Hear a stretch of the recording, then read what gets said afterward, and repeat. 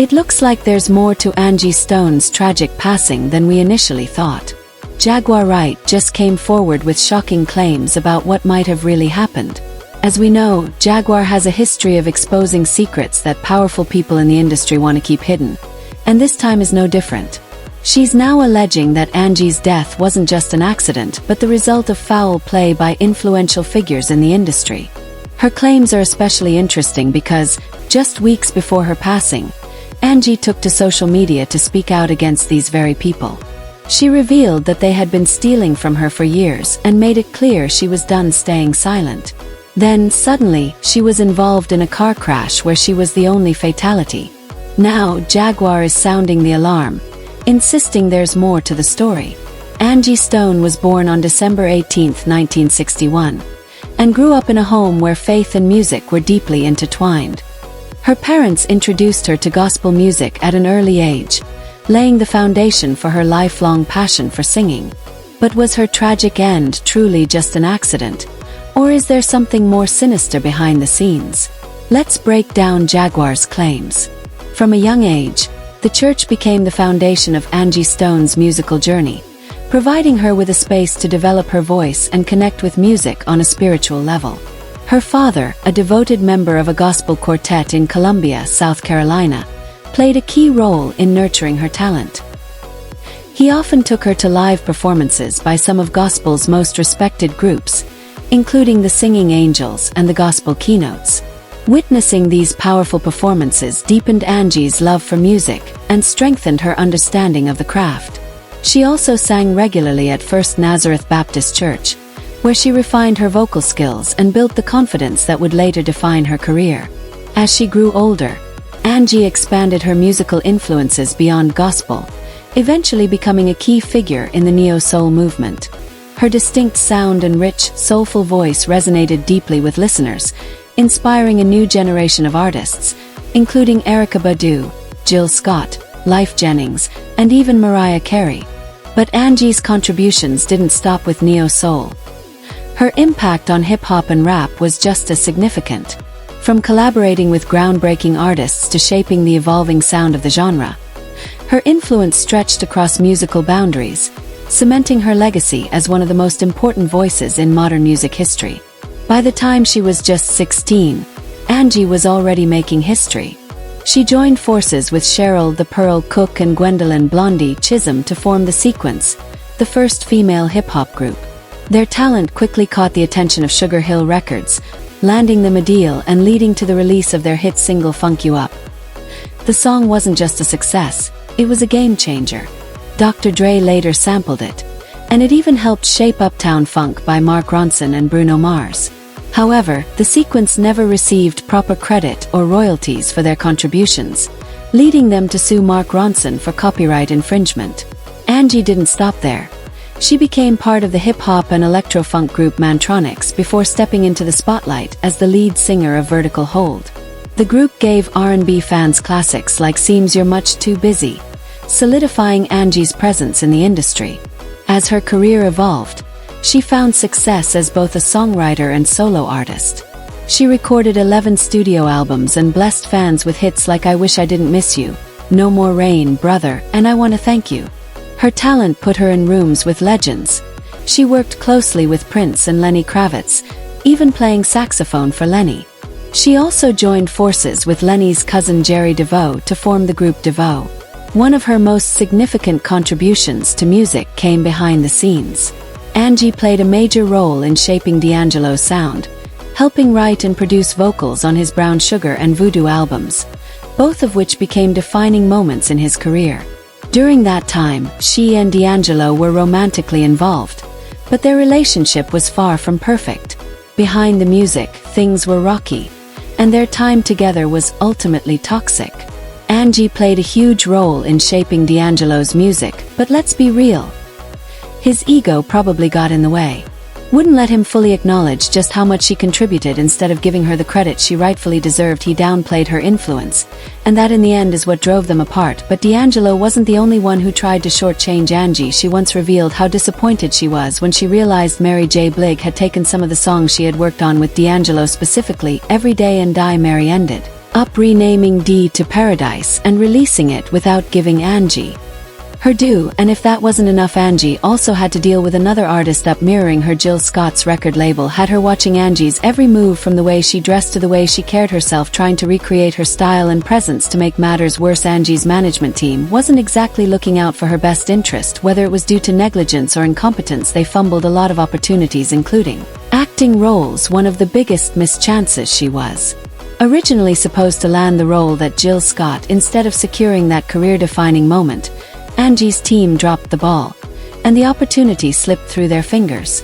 Jill Scott eventually landed the role in the #1 ladies detective agency.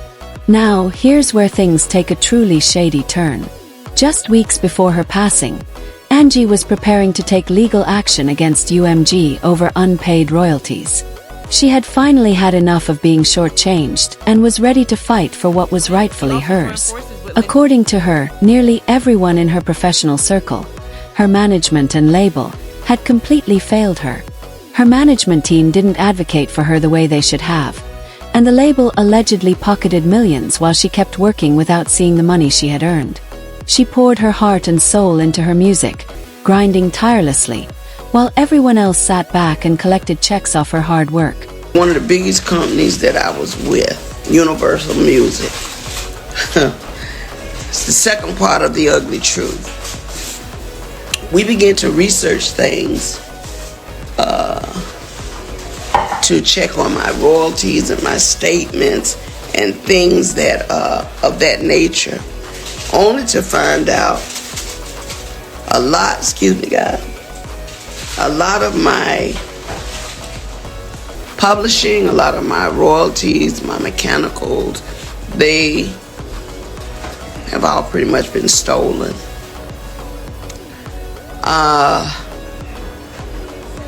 As I begin to find out things that I never had to look into, because when you hire a team of people that to some degree supposed to have your back, you're thinking that they're getting it all together for you. You know, that's why, you know, I respect Oprah Winfrey in that respect when she said, do your own research. Just Stone, the celebrity, that I let a lot of important things slip through the cracks only because I didn't know any better. I worked very hard to take care of my kids as a single mother, and I'm being transparent. My kids' fathers just were not doing what they're supposed to do. So I had to step up and go in and do everything that I needed to do for my family, which is why I worked so hard, which is why I traveled so much, which is why I did shows, because at the end of the day, after 40-something years in the business, I'm like, well, why? Where are my royalties going? Because I'm not getting this. Come to find out, Universal Music has been receiving all my royalties, all my mechanicals. They've taken pretty much everything. They've stolen, I won't say stolen, but they have taken all the monies that were due to me. They have basically absorbed in that company. And even though there's several class action lawsuits, people that were working on my behalf never even registered the songs. All the songs that I've done, I'm only coming to find out they were not properly registered by the companies that I signed over to. People that were supposed to do their due diligence. So I am truly a walking testimony that God has carried me all this time. Because if you only knew how much money they have taken from me, how much they have stolen from me, monies that I'm supposed to be, I should have been able to retire 20 years ago with the money I've made, supposedly. But there are key people that have been driving the ships. And what they've been doing is improperly representing me, improperly stealing from me, taking things in their own hand, changing and switching lanes because they knew I didn't know that part. See, I'm not an attorney. I don't know everything. What I learned how to do was go out, work hard, get paid, come home, pay my bills, take care of my family. That part. The legal side, when you hire attorneys and managers and agents, they're supposed to make sure the gray area over there that they're in the driver's seat for, they're supposed to make sure you're taken care of. And even though they were taking care of themselves, they thought very little of taking care of me. And I know because I've seen it with my own eyes. So I'm just here to let you know, one way or the other, Universal Music, you're going to have to give up my coins. Angie's willingness to call out those who wronged her has left fans with many unanswered questions, especially about whether there could be a connection between her accident and those unpaid royalties. Let's be real. It wouldn't be the first time an artist mysteriously met their demise after challenging the powers that be. The music industry has a long history of swallowing up artists who dare to fight back, and with Angie preparing to take legal action, some can't help but wonder if her situation was more than just an unfortunate accident. People are raising eyebrows over how devastating the crash was, yet somehow she was the only one who didn't make it. To be clear, no one is wishing for more casualties, but for some, the math just isn't adding up. There's even speculation that Angie may have already been gone before the crash, adding yet another layer of mystery to an already suspicious situation. According to Jaguar Wright, there's a lot more going on than we know. She claims that Angie was allegedly silenced because she was on the brink of exposing some powerful people. Whether fact or speculation, one thing is certain. Angie Stone's legacy and the circumstances surrounding her passing continue to spark intense debate. What do they want? What do you mean? They want their payment. They want their pound of flesh. They want you to keep feeding the system. Doesn't matter how hard she worked for it. That's not her money. That's their money. That's what they do. They've been robbing me for years. Yep. They stole more money from me than they stole from Angie. I can't stop thinking about Nick Carter. And Aaron Carter. I can't stop thinking. Brother in the Illuminati, brother not in the Illuminati. Brother in the Illuminati commits all kinds of heinous crimes against women, and he's okay, but his brother's gone. And all he wanted was his money so he could push on. Like, how many of these things have to happen in front of the public?